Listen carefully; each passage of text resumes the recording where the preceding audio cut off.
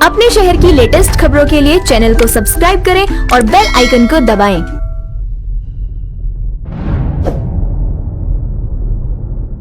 हम लोग मौजूद हैं पलामू जिले के डाल्टनगंज शहर में, और जैसा कि आप देख सकते हैं हमारे साथ कुछ यहाँ पर मेहमान हैं। आइए इनसे हम लोग बातें करते हैं।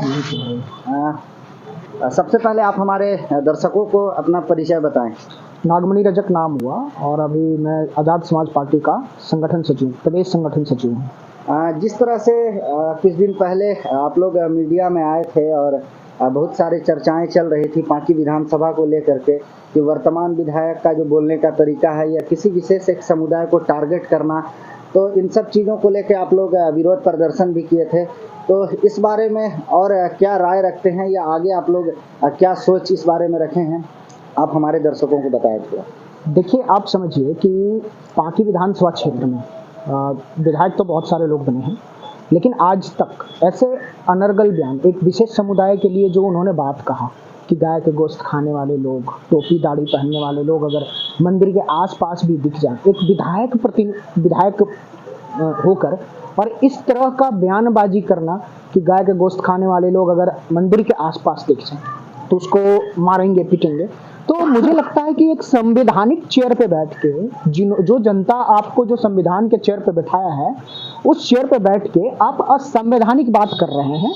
और इस सिचुएशन के हिसाब से अगर देखा जाए तो ऐसे विधायक को जनता जब इलेक्ट करके भेजती है तो जिस तेजी से इलेक्ट करके उस कुर्सी पे, जो संवैधानिक कुर्सी है, उस पे बैठे हैं, उसी तेजी से आपको वहां से हटा भी सकती है, मेरा ये मानना है। तो क्या आप जैसे जिस तरह का उनका शैली रहा है, जो वर्सन बात करने का रहा है, तो ऐसी क्या मजबूरियां उनकी रही, किस तरह का बयान उनको देना पड़ा? क्योंकि बहुत सारे सोशल मीडिया प्लेटफॉर्म पे उनकी तस्वीर जो है वो वायरल हो रहे हैं टोपी पहने हुए, और उसी समुदाय के साथ भी वो नज़र आ रहे हैं दावत देते हुए, इफ्तारी करते हुए।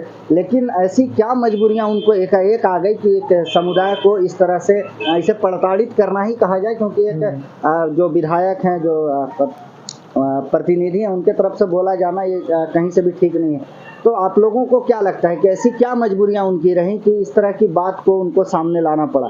और वो एक पढ़े लिखे भी हैं, उनके आगे डॉक्टर लगा हुआ है, PhD भी किए हुए हैं, लेकिन आपको क्या लगता है कि क्या वजह रही है इसे? देखिए, आपने पढ़े लिखे की बात कहा, मुझे नहीं लगता कि वो जो PhD का जो डिग्री लेकर बैठे हुए हैं, पढ़े लिखे इंसान के पास ऐसा मानसिकता होगा कि एक समुदाय को दूसरे समुदाय के साथ जो है राइट कराने की संभावना हो या फिर दंगा फसाद कराने की संभावना हो, ये ऐसा चीज किया जा सकता है। आपने दूसरा सवाल पूछा कि क्या मजबूरियां रही होंगी, तो मजबूरी तो मुझे नहीं लगता है कि बीजेपी में, भारतीय जनता पार्टी में अगर वो वहां पर विधायक बनकर गए हुए हैं इलेक्शन का जो विचारधारा है, उनके हिसाब से तो इन्होंने ठीक ही कहा है, गलत कहा है। अगर बीजेपी का विचारधारा यही, अगर ये नहीं है जो उन्होंने कहा, तो फिर बीजेपी के जो यहाँ पर पलामू जिला अध्यक्ष हैं या फिर प्रदेश अध्यक्ष हैं, उन पे कार्रवाई क्यों नहीं किया, सवाल यहाँ बनता है। तो जो इन्होंने कहा वो बीजेपी की विचारधारा से बिल्कुल सही कहा है। बीजेपी के विचारधारा में हिंदू मुस्लिम दंगा अगर हटा दिया जाए तो बीजेपी का एक प्रवक्ता एक वर्ड नहीं बोल पाएगा, इस बात की दावेदारी हम करते हैं। और अगर बोल सकता है तो हम लोग हैं, भीम आर्मी आजाद समाज पार्टी के प्रवक्ता भी हैं हमारे राम कुमार जी, इनके साथ उन चैनल पे बैठा दीजिए उनको, बीजेपी के प्रवक्ता को, फिर देखते हैं कि हिंदू मुस्लिम वर्ड को हटा दीजिए, इसके बाद वो क्या बात, किस मुद्दा पे बात रखेंगे।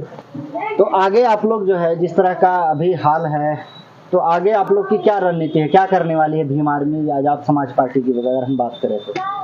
देखिए, अभी जो मुद्दा पांकी विधानसभा में उठा था, जो क्षेत्रीय विधायक के थे, उस पे हम लोग 1 नवंबर को जो है पूरे झारखंड में आंदोलन किए थे और DC को 11 मांग को लेकर, जिसमें शशि भूषण मेहता जी का भी मुद्दा था, हम लोग हर डिस्ट्रिक्ट में, 24 डिस्ट्रिक्ट में मेमोरेंडम सौंपे हुए हैं। अगर उस पर कार्रवाई नहीं की जाती है तो सीधी सी बात है, हमारा अंतिम ऑप्शन जो बचता है, मुख्यमंत्री हेमंत सोरेन जी का राजभवन घेरने का तैयारी है।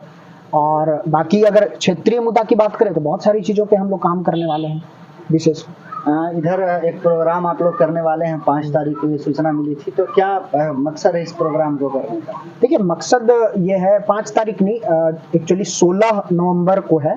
16 नवंबर 2023 को हमारा आजाद समाज पार्टी, जो भीम आर्मी भारत एकता मिशन का जो राजनीतिक विंग है आजाद समाज पार्टी, उसको हम लोग लॉन्च करने वाले हैं यहाँ पर। और उसी दिन हमारा जो है 21 सदस्यीय टीम की घोषणा पलामू जिला में हो जाएगी। और गढ़वा जिला में भी हमारा कार्यक्रम है 15 नवंबर 2023 को वहां पर विशेष रूप से प्रेस कॉन्फ्रेंस करके गढ़वा जिला का भी होगा, और लातेहार का 17 तारीख को है। ये हमारा प्रोग्राम की सूची है। और 26 नवंबर जो विशेष रूप से संविधान दिवस के रूप में उस दिन को बोला जाता है, हम लोग संविधान संकल्प रैली निकालेंगे प्रमंडलीय स्तर पे। डाल्टनगंज में बहुत बड़ा रैली का आयोजन हम लोग कर रहे हैं, जिसमें लातेहार से, गढ़वा से और पलामू से, ये तीनों डिस्ट्रिक्ट मिलाकर हम लोग प्रमंडल स्तर पे जो है बहुत बड़ा रैली कर रहे हैं यहाँ पर संविधान दिवस के दिन 26 नवंबर को। और इसमें हमारे मुख्य अतिथि के रूप में प्रदेश अध्यक्ष, झारखंड प्रदेश अध्यक्ष भीम आर्मी संजय रविराज जी और आजाद समाज पार्टी के प्रदेश अध्यक्ष काशिफ रजा जी भी मौजूद रहेंगे इस रैली में। हम लोग संकल्प रैली निकालने वाले हैं। तो चलिए, आपने सुना, ये थे भीम आर्मी के लोग जो सीधे तौर पे वर्तमान विधायक जो पार्टी के हैं उन पर आरोप लगा रहे हैं और उनके खिलाफ भी है। इन्होंने विरोध प्रदर्शन किया था और साथ ही साथ ये 15 तारीख को एक और प्रोग्राम करने वाले हैं जिसमें इन सारी चीज़ों को फिर से उठाया जाएगा। और भी बड़े अपडेट के लिए लगातार हमारे साथ बने रहिए। तब तक के लिए दीजिए इजाज़त। धन्यवाद। अपने शहर की लेटेस्ट खबरों के लिए चैनल को सब्सक्राइब करें और बेल आइकन को दबाएं।